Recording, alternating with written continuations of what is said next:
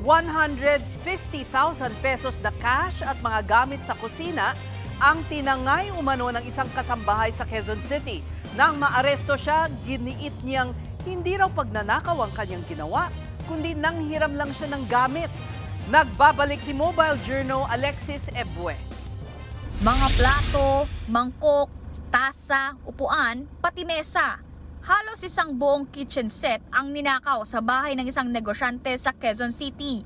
Nang malaman ito na may-ari ng bahay ay agad niyang tinawagan ang kasambahay niya pero hindi na ito sumasagot sa kanya. Kaya naman nagsumbong na sa Anonas Police Station ang negosyante.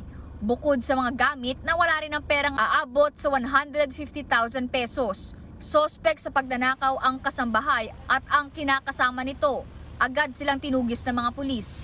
Natunto natin yung bahay ng suspect. Pagka punta natin doon sa bahay ng suspect, nakita natin doon yung mga missing items sa loob ng bahay nila.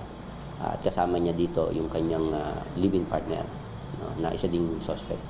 Bagamat na-recover ang mga ninakaw na gamit, wala na ang cash. Kasalukuyang nasa kustodiya na ng Anonas Police ang mga sospek. Todo tanggi sila sa paratang.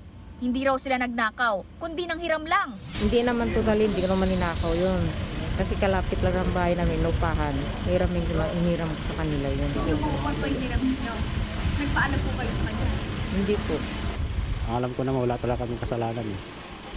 Nahaharap sila sa mga kasong qualified theft at paglabag sa anti-fencing law. Nagbabalita mula sa Frontline, Mobile Journal Alexis Ebue, News 5. Mga kapatid, Cheryl Cosing po. Maging maalam at may pakialam sa mga napapanahong issue at headlines. Mag-follow at mag-subscribe na sa social media pages ng News 5.